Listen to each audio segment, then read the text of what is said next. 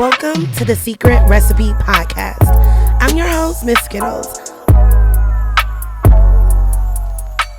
Hey guys, we are on another episode of the Secret Recipe, and we have already became best friends. We have so much in common. Travis, oh my God, thank you for being on this episode. I am super excited for my audience to hear your story and for us to just literally talk about the retail industry, because oh no. it's you know what, I think the ups and downs in life is what makes us who we are, and it's what it makes you so admirable, being able to fight through all that you fought through. So I know a little bit more. Thank you. I know a little bit more than my audience. So tell me where you started. How did you get into this? How did you build this amazing Flex Watch brand and all of the other things that you're building? Well, thank you. I think my story really starts in college. When I was 19, I started printing t-shirts for fraternities and sororities. I saw there wasn't a cool place in San Diego where I went to school to design or manufacture apparel. So I pretty much created my own. I started designing shirts, going to different door-to-door fraternities and sororities, being like, do you guys like this design? We're making some shirts if you want to order. One thing led to another. I ended up getting a warehouse down by San Diego State, hiring some friends, and getting some screen presses, and started a screen printing business. Wow. So that was my entrepreneurial journey, and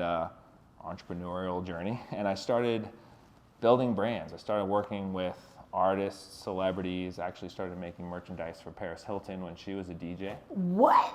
Yeah, it was really, one of my childhood friends ended up becoming her manager. So we connected, and he was telling me that she was doing shows in Ibiza and in Las Vegas, but it was impossible to get merchandise there. And she wanted glow sticks and glasses and all this cool stuff. And I was like, I could probably do it. Let's figure out a way to create a merchandise program for Paris. It was called I Partied with Paris, and everyone had to buy the merchandise to get into the events.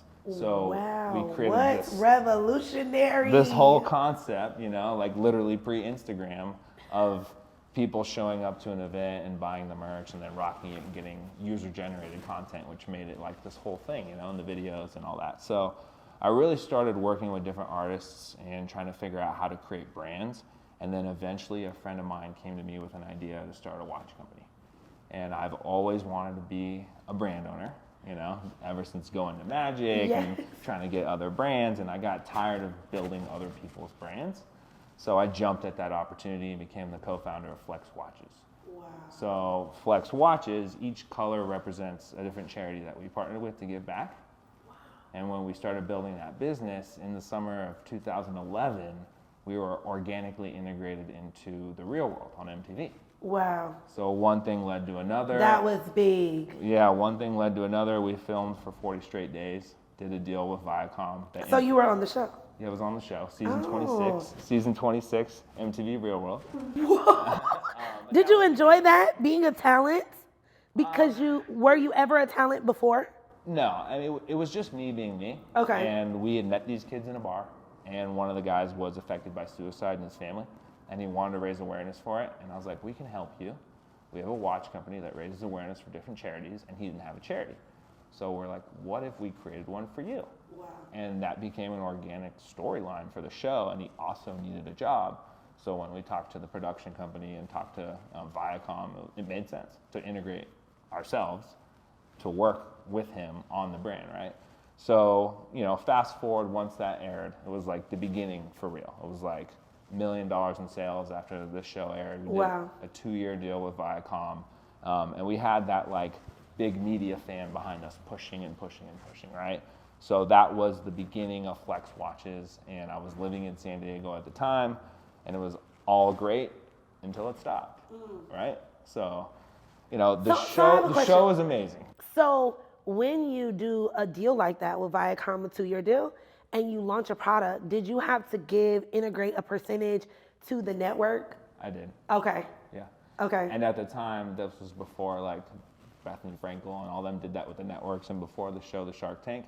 So this was unheard of. Yeah. And it's multiple millions of dollars to be integrated into these episodes. Yes. Especially with MTV's Real World. At the time, It's probably the most popular reality show Yep. in 2011. And San Diego had been one of the best cities that they had done one in. So they came back to this place and it was like multi-million-dollar opportunity, right?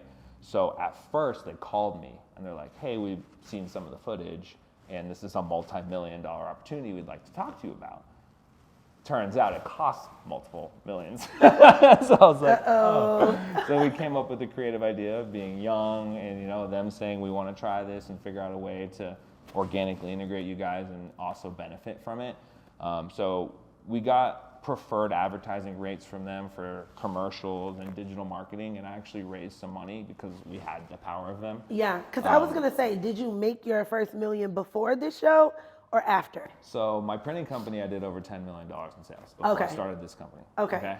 But, you know, manufacturing for other people, there's small margins, Yep. overhead, warehouse, Yes. inventory, like everything that comes with it. And I was never able to really like get ahead and really sell something myself that was like my own product until Flex. Yes. And when we started doing that, it was mainly online. We built a website and did $1 million online. Now, mind you, that's before Shopify. Yeah. Okay. So this was on a site. This is on a platform called Magento. Yeah, I was like, right? This is like archaic. Yeah, this is big cartel days. Yeah, seriously, pre-Big Cartel, I think. What? Yeah, it was maybe they had Big Cartel. Okay. But yeah, it was on a platform called Magento, and we learned of like, okay, a bunch of traffic came here. Some people bought. How do we get them back? Okay, emails. Yeah. You know, and then Facebook ads and all those things start like, oh, we can remarket to these people. So I was just on the ground floor watching everything from Instagram launch to Facebook fan pages to, you know, ad accounts, all that stuff. So Wow. I just started teaching myself and learning that stuff. So, you know, it was a really cool experience being on TV. But then after, we had to figure out how to drive that traffic. Yes. And it was before Facebook ads. It was like right early, like YouTube. So we were looking for different influencers and creators to work with. We worked with Logan Paul. We worked with a handful of kids on Vine before they were on YouTube. Yeah. You know, and then right in that time frame, Tyga, the hip hop artist. Yeah. Who I believe you've worked with in the past as Yep. well, doing a little product placement, maybe some watches. Yeah.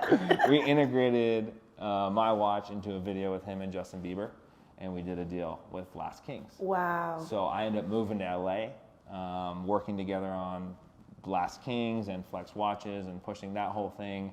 And then a couple of years into that deal, some things happened with the trademark. Yeah. And Tyga went a different direction. And Yeah. So did we. So I think it's so important to talk about that because I want to stop you for a moment because a lot of people, they just come to me and they're like, oh my God, what you did for Cupcake Mafia was amazing. You started a brand with $300. You took it to Magic Trade Show. All of these retailers from, you know, Nasty Gal to Forever 21, Jimmy's, Tilly's, like Zoomies, Foot Locker, everyone was wanting the product.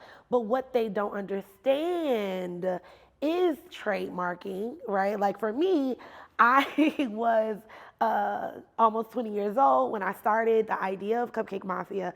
And I go to a website called LegalZoom. Please don't do that, you guys. I go to LegalZoom and I'm like, I'm going to trademark Cupcake Mafia because I think this is a great idea. And they charge me like $1,200 and I never follow up. I never get anything in the mail because I'm building a business and I believe that I did what was right, which was trademarking my logo on LegalZoom. Right? 4 years later, my company is a multi-million-dollar company. And I'm sitting in front of investors that's like, hey, in order to get your brand in front of Forever 21, we have to partner with you because you'll never be able to handle the manufacturing, the production, the shipping of this much product. You've done it for, you know, these small retailers and you've done it. I've never done all doors of Foot Action or Foot Locker by myself. I did, you know, 40 doors, 50 doors, 100 doors, but never all doors. So, and I was having a problem with 50 doors, it's hard. right? You know, all the EDI compliances, the labels on the box the right way with the right UPC codes. It's hard. Because people don't even understand. Like, I was lucky enough to go based upon my integrity and the brand that I've built.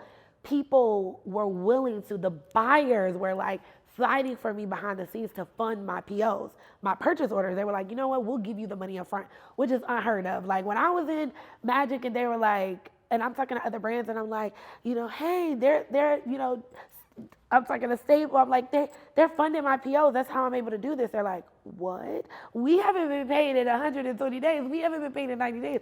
We haven't. Some of those stores you said I literally had net 90 with. Yes, exactly. So when I now partner with this major, distribution company, and they're like, oh no, like we'll fund everything. It kind of it allows you the resource to not have to struggle so much using your own capital, trying to, So that's a good point, right? bootstrap the business. Bootstrapping it, and just like what people don't understand, and I learned early with my printing company, is that as you're growing a business, the thing that helps you grow is cash. Yes. And so even when you're doing really well, sometimes when you do really well, really fast, you need more cash to scale. And it's like things like inventory, personnel, facilities, tools for people to use, these new hires, right? All these things that you think when you're at this level doing 50 doors, once you get to 100 or 200 doors, you'll be making all this money, but the costs keep going up. Yes. The inventory, the purchase orders get bigger, but then you're floating more cash. Yes. And so it is a tough battle, and like something that happened to me right around that time with when I came to LA and when we were doing the stuff with Tyga, when we stopped selling to these stores and we were sitting on inventory and we were dealing with that, it made cash really tight. Yes. And so for me, I started loading up credit cards. I started just figuring out, okay, whatever, I got some space. I ran on my own credit card to $70,000, my personal credit card. What? And I had 6 figures in debt on the business. Wow. So, but I was doing millions of dollars. And I was See, this is I the was part on that they don't TV. talk I was on about. TV, and it was like, bro, you're killing it. Congratulations. So I'm like, yeah, I can't sleep. I feel sick. Yeah. Like, I remember when I first met my husband, now boyfriend, we met at Magic Trade Show. And I remember, like, as we started dating, and I would literally tell him, like, this week we might not talk because I am just head over my, piles of papers over my head with POs. And he's like, what do you mean? Like, you just got a $50,000 PO, they funded it. I'm like, yes, but I also have a $20,000 PO that they didn't fund. So I'm using 20,000 of the 50,000 to fund this PO. And then imagine if they didn't even pay you up front. Yes. And you didn't have credit to get a factor or like PO financing. Now all of a sudden, it's your capital. Your capital. So I think just like when you're looking at a business and you're looking at inventory and you're thinking of all the things that you need to sell more, you're realizing that you always need more cash. So it puts you in this position. And when I moved to LA and all this started happening and we were growing, I got myself into that situation. And when I put all these charges on my credit card, I was like, what's next, right? And so thinking about what my story is, I was on TV and made millions of dollars. I partnered with these influencers and they drove a bunch of traffic. But the one thing I really needed was capital. So I was like, how can I find an investor who gets this stuff, right? One day I'm sitting in my apartment in Hollywood, turn on the TV and the show comes on called The Profit. And they say, we help struggling businesses and entrepreneurs get to the next level. If this is you, cast for the show. So I immediately go on my computer, I cast for the show called The Profit. I'm like, they're investors, it's TV, and the guy's 1 million followers. I tweet at him, I'm like, yo, we'd be great, you should check us out. Send him a DM. Long story short, casting eventually got back to us. We did our interview and ended up going on a show called The Profit. What? We filmed a block away from where we're sitting right now, and we did a deal that night, and he gave me $400,000, and then pretty soon after that bought the rest of the company and bought me and my partner out. What? And then I went and worked for him, and down the street a block away from here, and we had a showroom where we filmed the show. So I became the president of the Marcus Lemonis creative group, and we started spinning up e-commerce brands. So I had this experience of going on TV, creating content, integrating the brands, driving traffic, making money. So he was a retail guy. He's the CEO of Camping World and a couple other really big companies. He's a billionaire. Yeah. But he doesn't really focus on e-commerce. Yes. And like grassroots marketing. So we hit it off. Me and him and my older brother was on the show too. We all became like good friends. And we started working together, and it got to the point where he's like, I want you to do this for everything. Like my footwear company, my eyewear company, I don't want you to just do Flex. Wow. And we did that, and I was on the show for years. And so a lot of people know me on Instagram, Trav, because that's when I started my Instagram, was when I was with Marcus, and he would like go live with me, and like I'd be on TV, and he'd like literally, hey, yeah, talking about me and stuff. And one day I was like, we should make a course. We should do all this stuff. Like, we should tell people how to build their brand. And he's like, let's build the Trav brand. Just do your thing. Wow. So he like kind of helped me get that light. I love people like that. I Yeah. love people that understand that me making you bigger doesn't make me smaller, you know? I love people, I love that he was able to see you in that light to say, no, Trav, you've done so much for me. You've done so much for my company, and you have such a special gift that you need your own brand. Like, don't focus on, you know, just Marcus, focus on you. And like, that's amazing. And as part of that, like building the Trav brand, the thing we talked about, like I was with him and Rob Dyrdek at Rob Dyrdek's office one day, and we're talking about my brand. And we're like, this is crazy. And he's like, you know, you are Trav, and you have this thing that you built called Flex, but you're no longer part of Flex. What do you want to do? What does Trav want to do? And I'm sitting there, my brother's sitting over there, and I'm thinking in my head, well, if I leave, my brother's not going to have a job either. And I do want to go on my own and do my own thing and build the Trav brand and be the guy who founded Flex. I don't want to be the guy on your TV show doing your stuff, and he knew that. Wow. So we did a deal right there, and we followed up with the lawyers and paperwork. But my brother became the director of marketing for his pet store called Bentley Pets, and I bought my company back and started my own portfolio in 2020. So now everything everyone knows of me in Trav and this real estate investor and a guy who owns a restaurant and the owner of Flex Watches, like, it's been absolute shit for a decade. And now since the pandemic and I was on TV and I got through the struggle and I got the company back, people now they're like, oh shit, you're killing it, Yeah. you know? But it's like, in my mind, it's like I'm just starting. Yeah. And I say this all the time. Like, the real work is just getting started. I have a foundation. I have a few homes. I got, you know what I mean? Like, I have the things. Like, I got the real estate business going. So for me, it's like I'm still very hungry. And I still just, like, really want to find those, like, wins. You know? Yeah, because I was going to say that. I think when you get to a certain point, and I'm going to speak for myself, like last year, you know, in 2021, my company did double-digit millions, right? And it was cool, but I still felt like really hungry. I still felt like I'm still at my office until 9 or 10 o'clock. I have a 5-year-old. I'm still, you know, telling my husband, okay, sorry, babe. I promise I said I would be home at 7, but please give me the 10, like give me the 9. Can you put our daughter to sleep? I still was making a lot of excuses. And then last year, I met with the operations person, and she was like, okay, if you had $1 billion in your account and it wasn't from hustling or grinding for the business, if there was just $1 billion sitting there passively, you were on a beach in Dubai and you met another billionaire and she was also a female, what would you do? And I was like, I would talk to her about her business. I would be like, what are you doing? Like, oh, let me show you how to market it. Let me show you this influencer campaign. And she's like, so you would be on a beach as a billionaire talking about business? I was like, yes, because I've met the best people in my lives. They all need me. They, you know, I always make them better. And it's like, it gave me a reality check that I make everybody around me better, but who makes me better? And like, what is it that I want to do? What is it that outside of the icing agency, outside of the bakery, outside of all of the businesses, what wakes me up? Because currently what wakes me up is being excited for my clients, being excited for my employees, seeing my staff that came to me that was homeless now have a house, or seeing my staff that started with me, you know, wanting this and now having that. Like, what wakes me up if I didn't have any of those responsibilities? So that's the journey that I've been on now. And I feel like a spiral. I'm like, when is it going to hit me on actually? And so I'm like, maybe it's sitting on a couch with people and hearing their stories and then also telling my story. Because I think sometimes when you're behind the scenes and everyone considers you to be so successful and have everything together. And I was talking to my staff the other day because I was like, okay, being transparent, guys, I'm launching this podcast. I really don't know how it's going to be. Do you guys have any advice? They're like, you got it. You're amazing. You're great. You've done this before. I'm like, that's not what I need. I really need advice. I really need support. And they're like, oh, well, we've never known how to give it to you because you give it to us.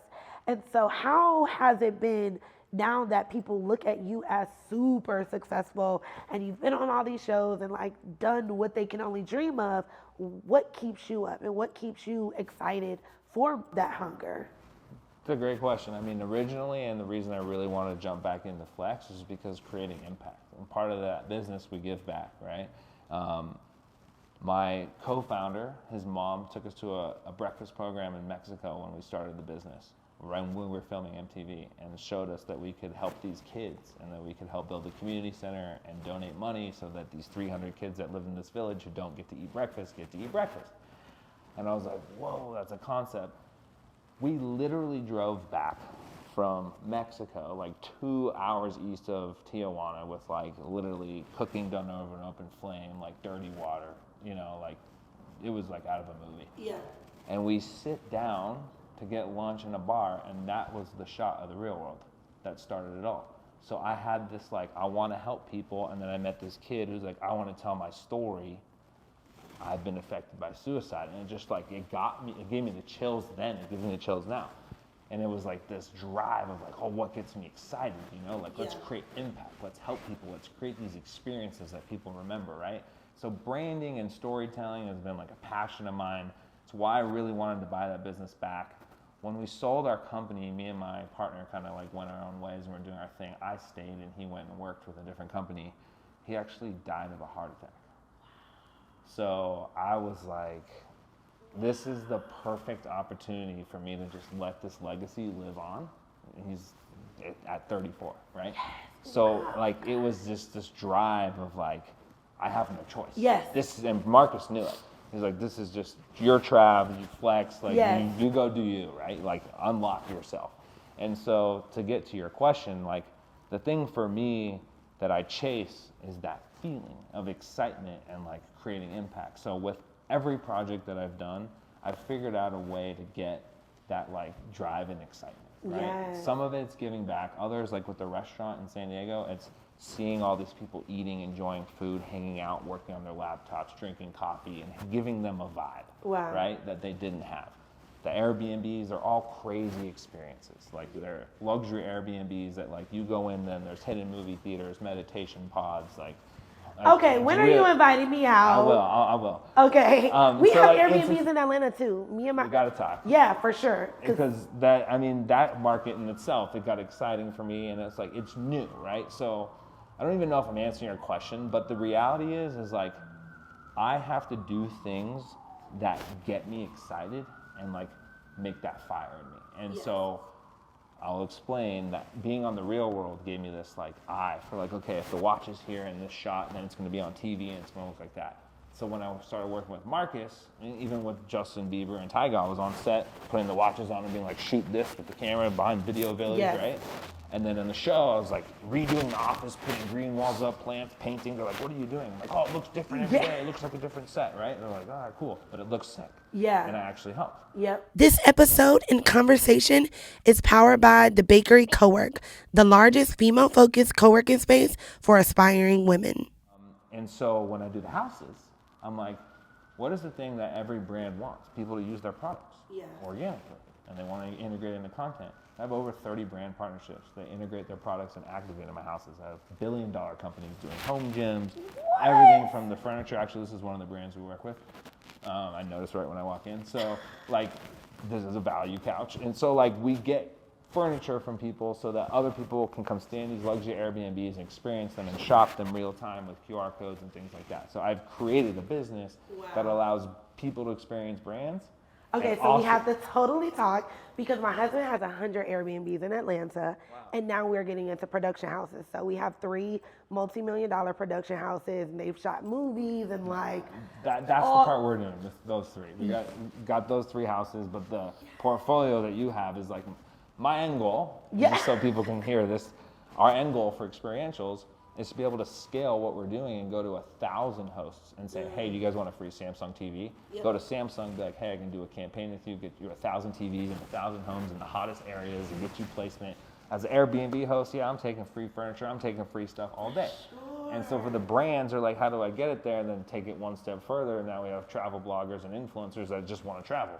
Let me go stay at your house, I'll make content. So it's like, okay. The crazy thing about it is, people, like, what I'm tapping into and what's exciting me right now is your mind, though. Because, like, although the business model sounds amazing, it's the thought process. It's the mind of, okay, if I did this for my brand and I knew what's important for my brand to be seen and to be visible and to make millions of dollars, and now I can do it for others. And now I can show them, like, this is what works for the consumer.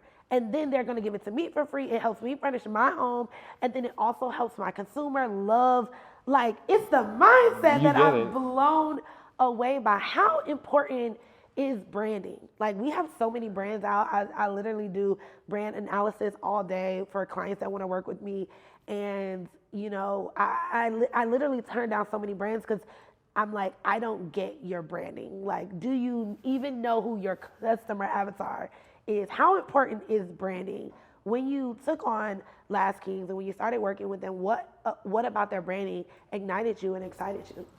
Branding is extremely important. Obviously, for physical product brands these days, storytelling is everything, and organically integrating into the content. So the thing that I immediately learned with Last Kings was like, how do I organically integrate this product into social media? And we worked with people who put us on celebrities and gift bags, which is actually how we originally connected through our teams, right, years ago. Because you were putting watches, Last Kings watches that were Flex watches on celebrities, right? And so it was early. And like, if someone had a lot of followers, they had 100,000 followers on Instagram. It was like, oh my God, they got 100K. Like, oh my God, she had 300K. What'd she do? You know what I mean? And so like having that brand, then you're like, okay, well, who are the influencers and creators that are gonna wear that? And who follows them? Okay, that's our target demographic. How do you reach them? What kind of content do we need to create to have a one-to-one conversation so that when Trav or whoever sees this, it feels like it's for them? And it's just the psychology of selling online, of like seeing some content to the point where someone's gonna pull out their credit card and swipe it. And I've, hundreds of thousands of paying customers. So seeing the psychology of like, okay, this funnel works. This product page works. These emails work. These types of ads work. All right, these shows work. These influencers work. Like, there was a reason why you had Justin Bieber and Tyga show the watch in that way. Well, it wasn't just showing it, right? And so people, the song was called Wait for a Minute. And they had a storyboard where they were gonna freeze time. And I was like, you gotta use the watch right there. And they're just like, oh, when are those watches gonna be here? And I'm like, next Tuesday. Like, oh, we're filming Saturday. Can you get them quicker? And I'm like, well, let me see. And I didn't know. I showed up to the video with them and a check. But I showed up with the watches. And I was like, yo, don't forget the check mark. I'm gonna take care of the producers. Like, let's take care of everything. Let's sure everyone's good. I'm on set, And there's lines of people, brands with racks of clothes trying to get in there. They're like, Trav, and they're like, we're gonna do it. I'm like, oh my God, it's the first fucking shot. Oh my God, what up, Bieber? Holy shit. And then they do that one shot, they're like, we're going in the fucking trailer, and then we go in there and play John Madden. I'm like, this is out of a movie. I'm like, I wonder if that shot that we just got is like, is it? It's like, like, was that it? I was like, that was it. So yeah, I mean, it's called Wait for a Minute. It has 150 million views. So just Google Tyga, Justin Bieber, Wait for a Minute. You'll see in the opening scene, they go like this and freeze the watch, and the whole frame is the watch. It's just out of control. So for me on social media, YouTubers, and that was like, Bieber was popular, but he was pissing in buckets and getting kicked out of the U.S., right? So it was like, oh, I don't know. Tyga was popular, but he had a strip song called Rack City. So people were like, I don't know. But I'm like, no, his name stands for Thank You God Always. He's a cool ass kid, Like I like them as people. And I was like, we got to figure out a way to make this work. And so like being in the studio with Tyga when they were going over the storyboard, and then showing up at the shoot, and then being cool with him and Bieber was like what allowed my brand to get the attention of all those people. Now, storytelling and branding were like the number one things, but I also realized when I met Marcus on the show, he owns 200 businesses, okay? Marcus Lemonis, the guy on the Profit. Are you serious? And you wouldn't even really know, oh, he's the CEO of Camping World, it's a multi-billion-dollar company. He's the CEO of Good Sam, billion-dollar company. He's the CEO of Gander Outdoors, billion-dollar company. Like, he's like the CEO of 3 publicly traded companies, and he has a portfolio of 200 companies with restaurants, fashion, retail, right? And they think we do a lot. I was like, whoa, what is this guy's like secret recipe, right? The thing that he does is he built his personal brand, and he attaches that persona He's an authority, right? And he knows, like, you build your personal brand, I build my personal brand. He knew how to become the prophet, the expert in business. You know what I mean? And now he can attach that, whether it's a shareholders meeting with the investors of a publicly traded company or a kid struggling with his watch company, he plays the same person. Wow. And it's his restaurant, it's his clothing line, it's whatever. And I was like, damn, like this dude's got a personal brand. Another person I'd worked with doing product integration on Shark Tank was Damon John. So I worked with Damon, and I watched how Damon was attaching himself to all these brands, and he was the FUBU guy. Yeah. I was like, I know Damon is FUBU, but now Damon is everything to everyone. Yes. He's the shark. He's the people's shark. Yes. And I watched that, and I was sitting on set at NBC, literally at the studio, watching him. I've watched him film 15 episodes, you know? Wow. Because he wears watches in season 3 and 4 every single time because the continuity, they have to wear a watch. So he wore a watch one time because I made him a custom. He's like, yo, I got to wear them every week. I was like, this is great. This is amazing. The biggest win for you ever. Right? So I'm working with Tyga. I got Damon wearing my watches on Shark Tank, you know, and then I'm like thinking about what these guys have done. Like Last Kings is no longer, but Tyga is. Yep. FUBU, I guess it's a back, but it's Yeah. Damon. Yeah. Marcus, you don't even know any of his companies. Yep. You didn't even know he owned Flex Watches for 4 years, right? No. So at the end of the day, I've now realized like building my personal brand and attaching that persona to these other projects that have a good story to tell, then I go tell the story. I just amplify the story. You're such a good storyteller. Like, I believe the reason why you have built a personal brand and a very successful, I'm sure, many businesses, but the watch is because you tell stories and you help others tell their stories. Like when they're out and they're wearing your watch, now they're telling the story. Oh, I seen this watch here and this because this, and they've now built their personal brand around products as well. Like I think as we are building our brands, we don't understand the stories our audiences are also telling to their friends.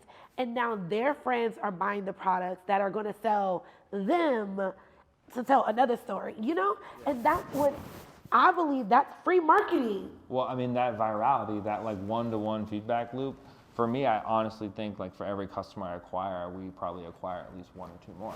Because it's all about telling stories. It's not about the watch. And everyone wants to talk about what they did, right? And so it's like, oh, I bought this autism watch. My son has autism, or my brother has autism, or whatever. So they're sharing their story.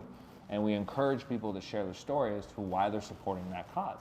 And probably our biggest charity partner is the Dream Machine. Okay. Charlie. That is my good friend. Oh, me too. I love I Charlie. love what he's doing. Okay, so me and Charlie are doing a Amazing. fitness challenge right now. And I'm Okay. like one of the coaches helping people lose weight, right? All right, so let me join. Where do I need to join? I'll send you a link. Charlie's losing weight right now. He's doing this challenge and he wants people to help him. So like the whole story is like Charlie has put all this effort and energy into making these dreams come true, some for Flex watches, you know, and now he needs some love. Yep. And so it's like, how do we come together and tell that story so that the community, the army of love, thousands of people who have joined the challenge can now help Charlie, but they don't know that they're helping Charlie by holding him accountable to lose weight. Also helping themselves. And also helping themselves. And at the same time, everyone is raising money and helping the people who really need the help. So it's kind of like this full circle thing where like, hey, you want to help support Charlie? Well, guess what? This is going to make you a better person. And during this process, you're also going to be raising money for this dream. Wow. And so like we figured out a cool way to tell that story. And for my brand, it's like, yo, this is perfect. Right? And I know because it's my brand. And if I didn't build my brand, I wouldn't know. So it's like, is it important? Yeah, it's everything. Because I wouldn't be able to tell Olivia's story, who's fighting cancer, who we're doing a collab with, or, you know, the next thing that we're doing with them. It's all about making dreams come true, and it's like he's an amazing storyteller. Amazing, the best. Amazing. And he got a Nike commercial because of it, right? Amazing. And I look at that and I say, I wake up in the morning and I look at people and I look at their stuff and I'm like, oh, I got a lot of work to do. You know, so it's like as successful as I'll ever be, I feel like I'll always be around more successful people and I'll be striving to be. Maybe I want not to have as much money as them, but to be able to do some of the things that they get to do. Like, yes. You know? Do you believe that that's your secret recipe? is surrounding yourself by people that inspire you to be better? Yeah, for sure. Yeah. Do you think that most people don't reach the capacity of greatness that they have the potential to reach because they aren't surrounded by people that push them? Yeah, and I think it's because they're not vulnerable, so they're not their authentic self, so they can't ask for help, and they can't put that out there, whereas I was just like, let's go, pants down, 70K in credit card debt, let's do this, Forbes, let's write an article about it, CNBC, let's make a TV show. Wow. I don't care. Everyone else learns from it. I mean, you see this stuff, I laugh about it now. I was like PTSD status. I was like sobbing on TV with snot coming out my nose at the deal table, thinking my whole life was over, you know, like seconds before I got a check for 400 grand. But like my life was like pretty rough. Pretty over. I mean, I put on 50 pounds. I was super depressed. I was stress eating. I was like not happy. And this like gave me this like runway to like get my shit together. And I was like, man, I'm never going back. And now when I see Charlie struggling with weight and stuff, I'm like, I got you, bro. Yeah. I've been there. Yeah. And I see people in this challenge like, I can't stop drinking alcohol, this, that. I've been there. I'm sober now. I've been sober for 5 years. So like I lost weight and I got sober and I turned my finances around. I mean, the hardest fucking things in the world, to be honest with you guys, are losing weight, getting out of debt, right? I mean, those are really difficult things to do. Yes. And so if I can do that stuff, this vulnerable kid who's just like going with the flow, then anyone can do that stuff. And so like my whole thing that I preach with my personal brand and everything is that I am not special, actually. I'm far from special. I fail a lot. I'm actually not scared to fail. I like to fail because then I get to move on and learn from it, right? So I'm not the guy who's going to launch an NFT project to be scared to fail. I'm the guy who's going to launch an NFT project and make sure it was a success. I launched Flex NFTs, which are NFTs that represent physical watches, and I was the first person ever to create an NFT that represents a physical watch, and we donated 40K to the Dream Machine in the process. So I was like, there's a lot could go wrong. This is on the blockchain, everyone can see it, you know, like, I don't even know if the technology works yet, but I did this over a year ago. Wow. And I also did a charity NFT project and raised over 400 grand for different charities selling NFTs, just selling artwork with crypto and donating the money. Right? And people are like, what is this digital artwork? I'm like, it's called an NFT, you'll hear about it, right? Like back then. And so now obviously the NFT hype came and went. Yeah. And I'm still in it. Yeah. I'm still on my Discord every day. I'm still talking to my thousands of community members. I'm still giving them updates. We're still closing big retail stores. We're still moving and everyone else is scared. And we're like, yo, let's keep going. Now's the time to market. Now's the time to go. So yeah, I mean, getting around people who have helped me in my career has been the thing that's got me over that tipping point. But the thing that got me to walk up to those kids on camera on MTV or reach out to Marcus was just vulnerability and not being afraid to fail. And that's what holds everyone back. It is what holds everyone back. There's something you talked about, and I really cannot leave this episode without hearing from you. You talked about being depressed. And I think so many people in our world today are like high functioning, depressed entrepreneurs, or high functioning, like 1 second away from like losing their mind or losing their business. Or how did you get past that? Like when you feel like there's this glass ceiling, or when you feel like every day is just like, I wake up, I do the same thing, I just don't know how to get out of this washing machine of life. What are some tips that you can give to those that may be watching and that just started and just are depressed? Like, I think social media has us highly performing. Like, we turn the camera on, we're like, hi guys, I have this product to sell, I have this business, I have to look like this hustler, I have to look like this entrepreneur, and then you turn the camera off and you're like, exhausted. Yes. It takes too much. Yeah. I mean, specifically for your question, I think being depressed is just something that happens to you over time. And things are happening to you, they're stacking and stacking and stacking, and then before you know it, you don't want to get out of bed. Yep. I don't think it's this like, something's wrong with me. Now I'm depressed because my girl said something mean to me, or this homeless guy yelled at me, or like I lost one deal. That shit happens. Yeah. And I'm like resilient, right? So I was just like over time, I think over 4 or 5 years, like losing a lawsuit, losing some money, not closing deals, not doing well in retail, like algorithms changing on Instagram. I mean, that shit killed me with our watching. We used to post on Facebook and make $2,000 in sales. From a post, we have 250,000 followers. Now we reach 2 people. You know what I mean? It's like crazy. But they don't realize it. Just like beat up after beat up. And then I got to a point where I think my coping mechanism was to just party and stay up late and numb it. And then it led me to just like hungover, eat shit food. Like, I don't know, I'm gonna grab McDonald's. Like, just over time, got into this. It's normal to go out 3 days a week and have some cheat meals. It's normal to go out for drinks and all this stuff. But what I really realized was that I was going out 3-4 days a week for 3-4 hours, okay? So I was wasting 12 plus hours a week, every week, and I wasn't putting it into myself. So when I got sober, I stopped going out, and I was like, what am I gonna do with this time? I started working on myself. I started building the Trav brand. I started going to the gym. And it was just, it put me into action. And then once I got into action and I was like, okay, I have something, like it's been 30 days I haven't drank. It's been 40 days I haven't drank. All right, now I'm gonna quit this. You know what I mean? I'm at the gym. I start to see the scale go down. It was just like little tiny Take wins. the little steps. It was all you could do. Because think about it, it happens like that. Yeah. So you have to, you have to figure out all the things to untangle, even in finances, right? When you're budgeting and like all that, it's very similar. But you have to kind of untangle yourself and just figure out if you're going through something. And I knew what the root of the problem was. It was money. Wow.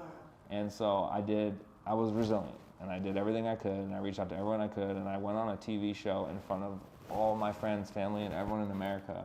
And said I was in debt. I mean, so even my mom, she was at the premiere of the show, and she was like, wow, this is crazy. I can't believe you've been going through all this. And, once I got that money and that investment, I then could start to focus on fixing my business. I was less stressed. It was easier to not have to cope and go do all the things I was doing. And then, over time, I'm telling you, it took me years, right? I didn't lose 50 pounds in a week, It took me years of like, okay, I got a paycheck, finances in order, I'm not stressed about money, okay, you can go to the gym, you can eat properly, you cannot drink, you cannot go out. And those hours that I spent, it's probably, since I stopped drinking, a couple thousand hours that I've put into Trav. And I started my own portfolio. I learned so much from Marcus about how to set up different entities and how to set up Delaware LLCs and corporations. And I had this ingrained in my head, and I was like, I'm gonna start another business. I'm gonna do some real estate. I'll start an LLC for that. Oh, we're gonna do a restaurant. We'll start an LLC for that. Social media company. Let's buy some Instagram pages. Start an LLC for that. We have over 50 million followers on Instagram now. Wow. We have a bunch of meme pages that we run on a social media network. So it's like another business, and we work with brands like Fashion Nova and like big brands, And so through all these different experiences, I've just really tried to find the things, like I said earlier, that motivate me and keep me out of that depressive state. That's what it is. That's why I do what I do. That's why I wake up every morning and run miles and miles. I don't want to go back to that. And by the way, I've made millions of dollars before 25 printing, and then didn't have anything. I made millions of dollars on TV, and then didn't have anything. I made millions of dollars with Tyga, and then didn't have anything. I made millions of dollars with Marcus, and I'm not going back. Wow. So it's not like I woke up and I was like, I'm a fucking great entrepreneur. I turned my life around. It took me 10 years of eating shit to actually get to this point where people want to sit down and talk to me and hear the story. And now they like the story because they're like, oh, you're not 25-year-old cocky Trav. You're a 36-year-old, the guy who's been humbled by all this stuff. And I was a cocky kid. I was on reality TV, and I was partners with celebrities, and I thought that. I was like, I made it. Let's go to the club. There's 2 Versace chains on. There's 2 bottles of Cristal.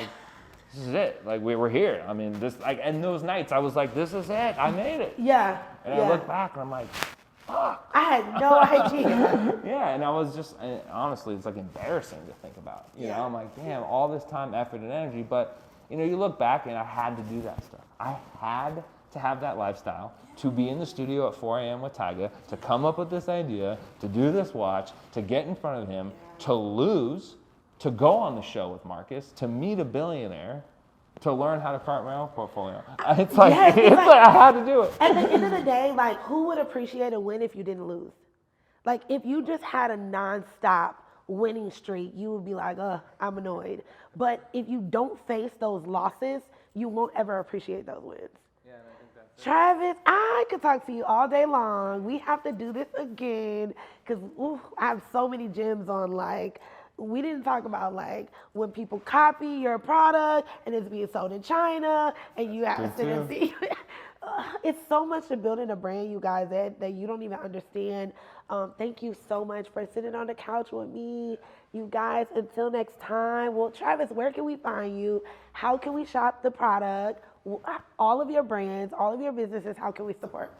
Well, I think the easiest thing is just follow me on social. My handle is @Trav, Trav, and then there's links to all my stuff. It's travbrand.com is my personal website, and it links out to flexwatches.com, experientials, Palmies, and a whole portfolio of businesses. So if you want to see what I'm up to, connect on IG and send me a DM that you saw this podcast. I'm going to follow you back. Yes. Make sure y'all do it. Guys, until next time, The Secret Recipe.